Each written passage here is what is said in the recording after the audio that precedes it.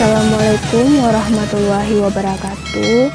Baiklah, saya Halifah Nur Utami, NIM 1814080068, jurusan Tardes IPA Fisika B, BP 18, Fakultas Tarbiyah dan Keguruan, Universitas UIN Imam Bonjol Padang.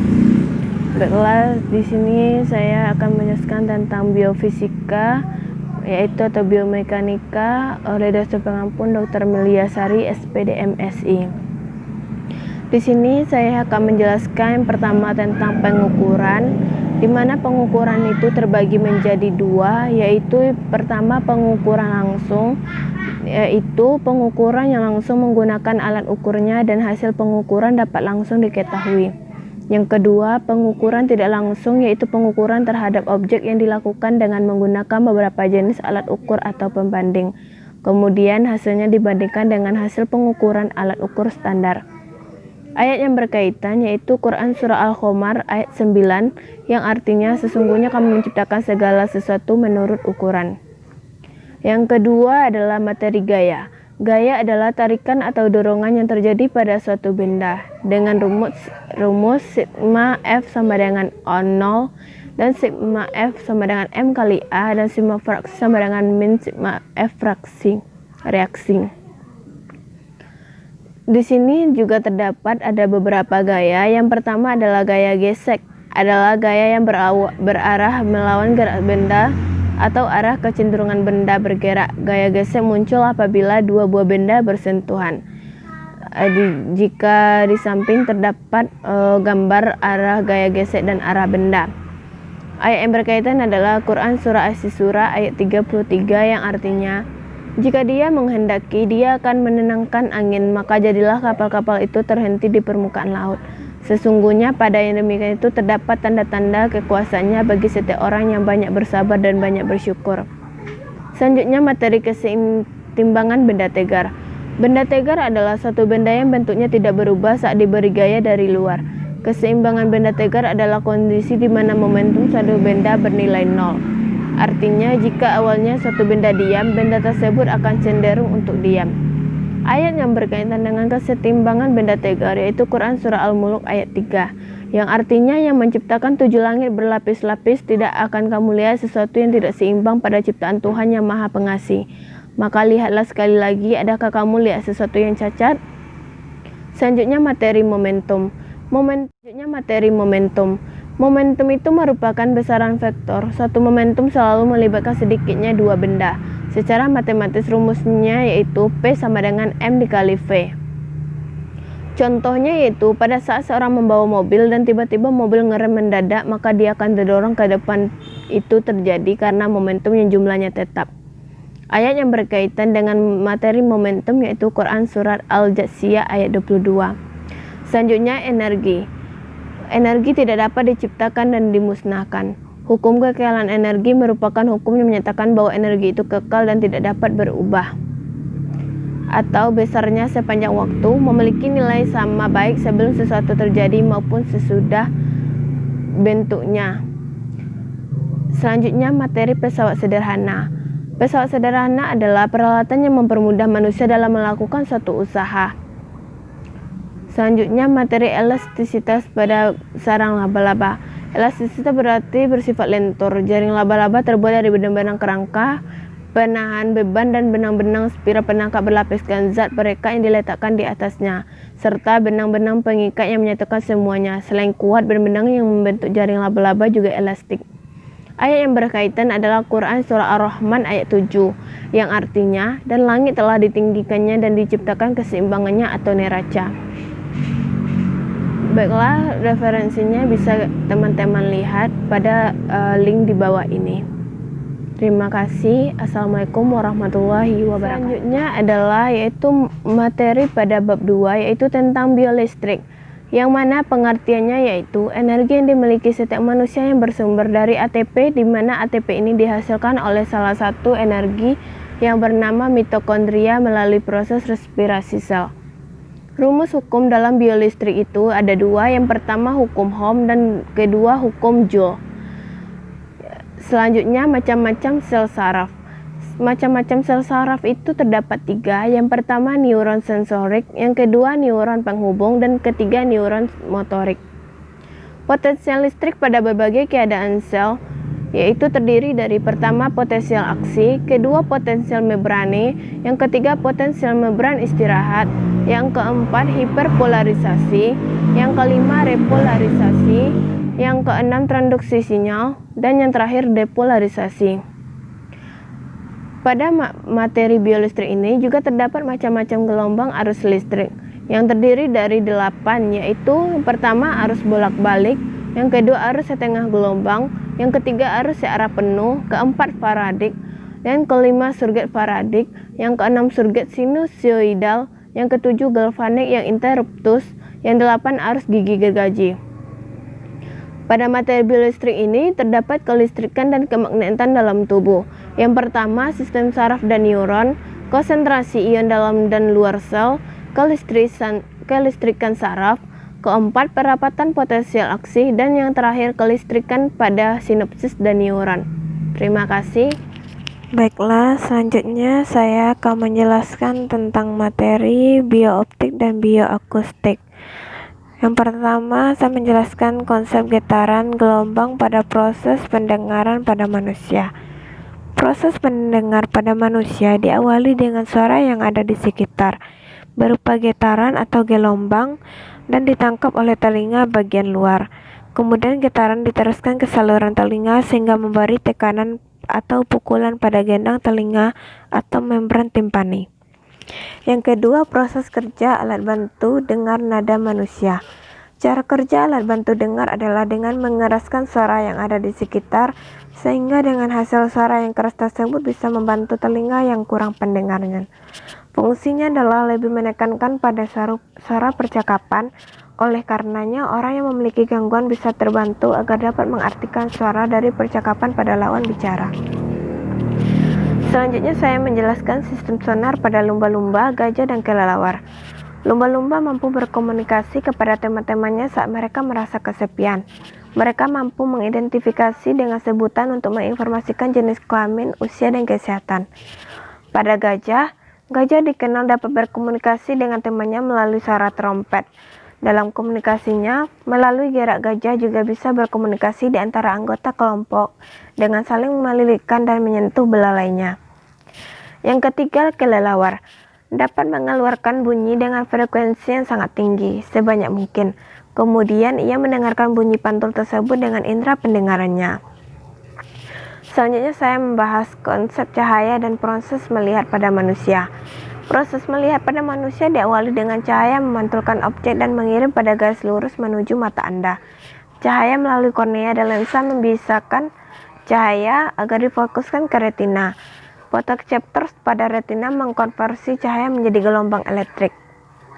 Selanjutnya konsep mata pacet pada serangga. Mata pacet adalah mata majemuk yang dimiliki mata arthropoda seperti mata serangga yang terdiri dari bentuk unit berulang yang masing-masing memiliki fungsi visualiseptor yang terpisah. Selanjutnya konsep warna pada bulu merak yang berwarna-warni seperti permukaan dari bulu mikroskopisnya terdiri atas keratin yang menopang sel-sel batang meanin berwarna coklat tua dengan pola-pola biasa. Selanjutnya saya menjelaskan konsep mimikri pada bunglon. Hewan bunglon ketika hinggap di batang pohon kulitnya pun akan berubah sesuai warna batang pohon. Begitupun ketika bunglon hinggap di daun, maka bunglon pun berwarna hijau. Itu supaya bunglon bisa beradaptasi dengan lingkungan dan menghindari diri dari mangsanya.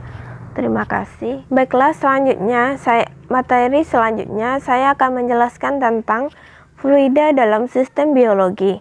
Yang pertama, kita akan membahas prinsip fluida pada aliran darah. Penerapan persamaan kontinuitas pada model aliran darah. Keseluruhan sistem peredaran darah atau sistem kardiovaskular yang terdiri dari arteri, arteriola, kapiler, venula, dan vena dapat diasumsikan seperti model pipa. Dengan mengacu pada persamaan di bawah ini, A1V1 sama dengan A2V2. Maksudnya, maka semakin kecil luas penampang, maka pembuluh darah, maka laju atau kecepatan aliran darahnya semakin besar. Demikian pula sebaliknya. Selanjutnya tekanan darah. Jumlah orang dewasa dalam satu kali kontraksi jantung terpompa sekitar 80 ml darah per menit beredar satu siklus dalam tubuh, dalam sirkulasi darah. Selanjutnya saya menjelaskan penerapan persamaan Bernoulli pada model aliran darah. Pada persamaan Bernoulli, jika nilai tekanan antara ujung 1 dan 2 dianggap sama, maka PGH1 ditambah setengah P dikali V1 kuadrat sama dengan P kali GH2 ditambah setengah P kali V2 kuadrat.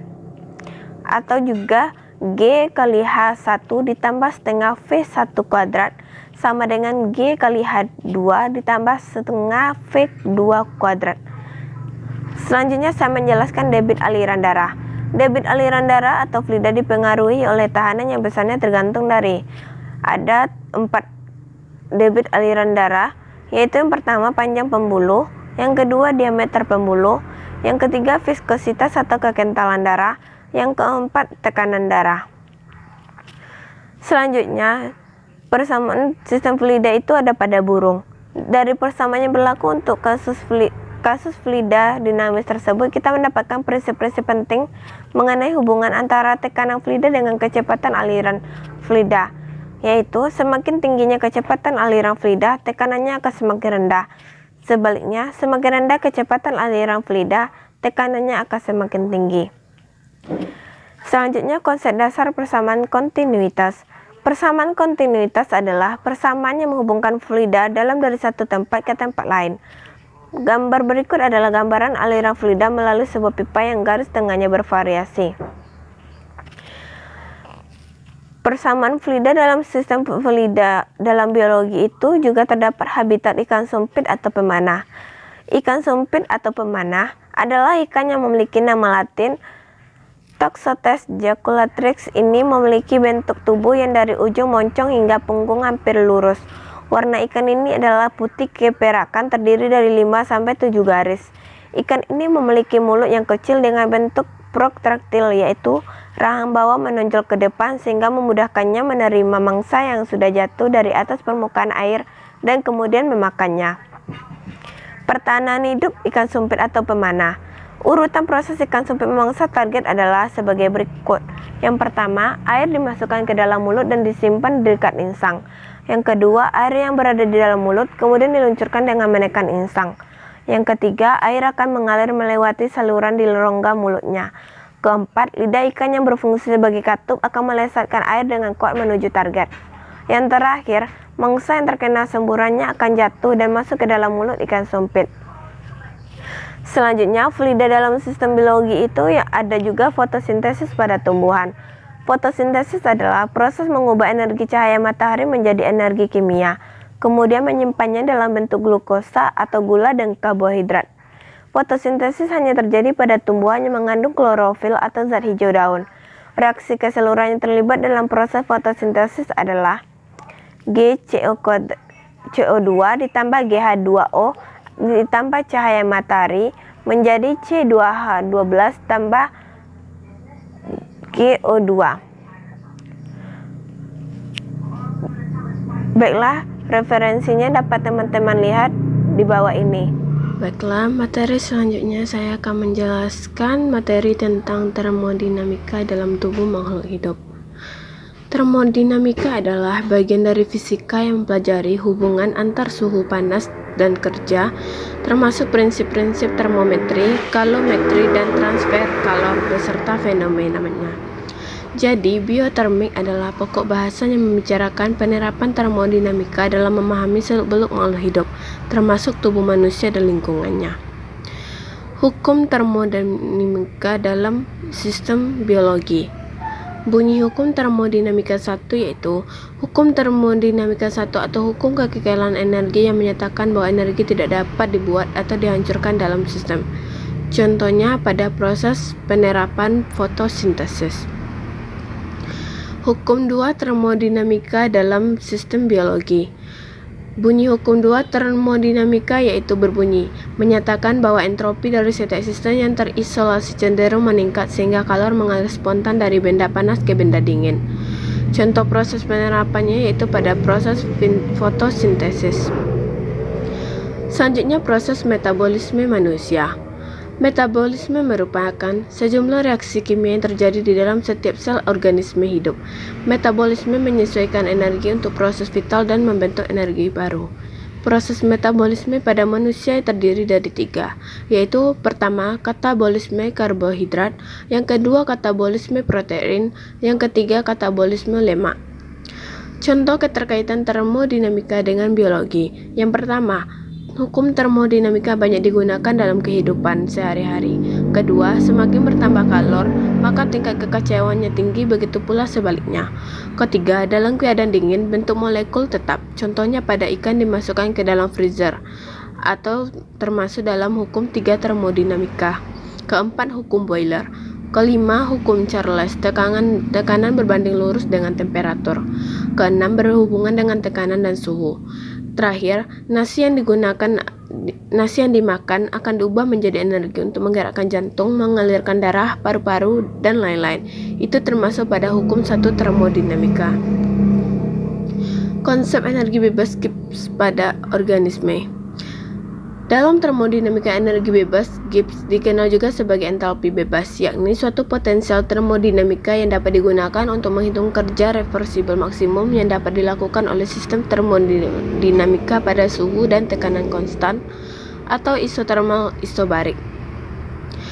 Termoregulasi pada tubuh manusia.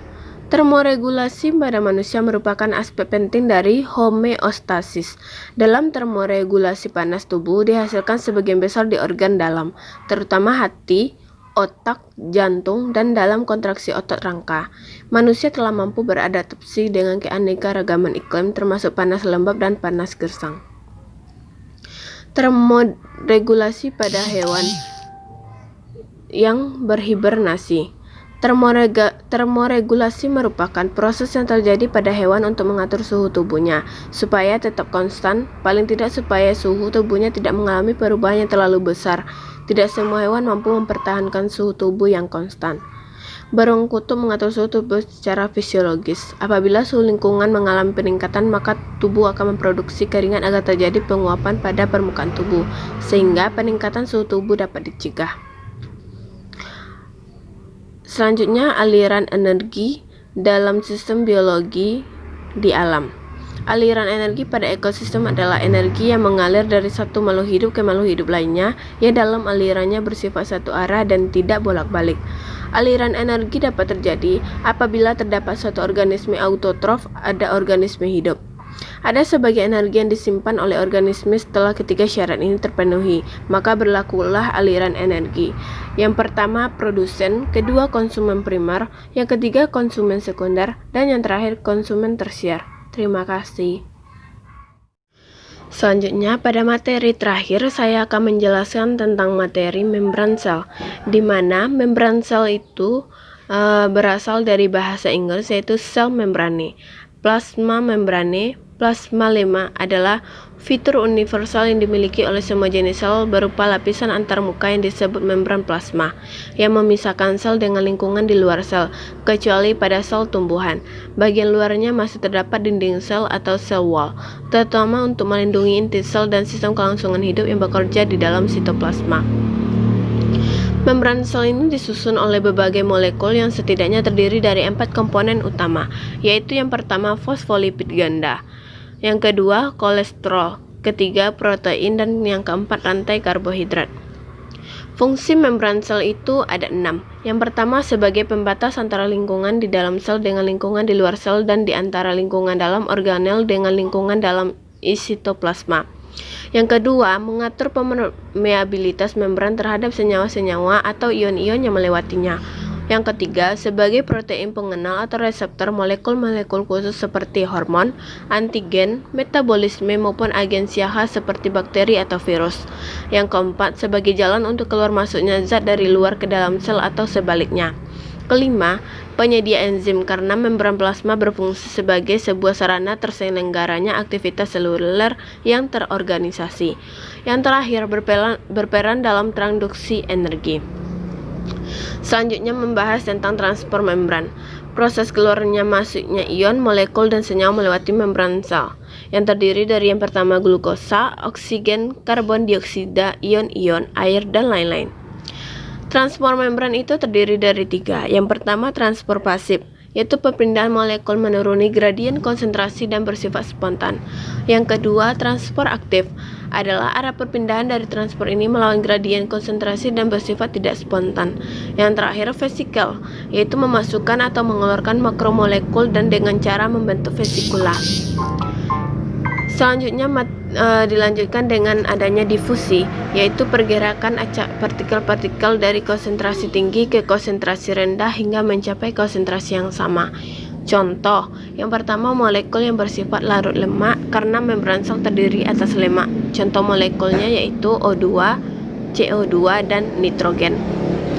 Contoh kedua yaitu zat yang bermolekul kecil seperti air, etanol, gliserol, dan urea. Selanjutnya difusi terfasilitasi. Difusi terfasilitasi ini adalah difusi dengan bantuan protein transport yang menyediakan suatu ikatan khusus atau ionik atau polar. Selanjutnya ada osmosis. Osmosis yaitu perpindahan pelarut atau misalnya air melalui membran selektif permeabel dari konsentrasi pelarut tinggi atau hipotonik menuju konsentrasi pelarut rendah atau hipertonik. Transportasi zat melewati membran. Ada zat yang bisa melewati membran sel dengan mudah dan ada zat yang tidak dapat melewati membran sel. Ada 3 mekanisme dasar transportasi zat melewati membran. Yang pertama transport pasif, yang kedua transport aktif, dan yang ketiga bulk transport. Selanjutnya tentang konsep transportasi pada darah. Darah adalah cairan yang terdapat pada semua makhluk hidup tingkat tinggi kecuali tumbuhan yang berfungsi mengirimkan zat-zat dan oksigen yang dibutuhkan oleh jaringan tubuh, mengangkut bahan-bahan kimia hasil metabolisme dan juga sebagai pertahanan tubuh terhadap virus dan bakteri. Darah yang terdapat dalam tubuh manusia seperti sel darah merah atau eritrosit, sel darah putih atau leukosit, keping darah atau trombosit, plasma darah atau cairan darah. Fungsi darah pada tubuh manusia yang pertama mengedarkan sari makanan ke seluruh tubuh yang dilakukan oleh plasma darah. Yang kedua mengangkut siksa oksidasi dari sel tubuh untuk dikeluarkan dari tubuh yang dilakukan oleh plasma darah. Yang ketiga mengedarkan hormon yang dikeluarkan oleh kelenjar buntu atau endokrin yang dilakukan oleh plasma darah. Yang keempat mengangkat oksigen ke seluruh tubuh yang dilakukan oleh sel-sel darah merah. Yang kelima membunuh kuman yang masuk ke dalam tubuh yang dilakukan oleh sel darah putih. Yang keenam, menutup luka yang dilakukan oleh keping-keping darah serta menjaga kestabilan tubuh. Baiklah, sampai di situ hasil presentasi saya tutupi dengan Assalamualaikum warahmatullahi wabarakatuh.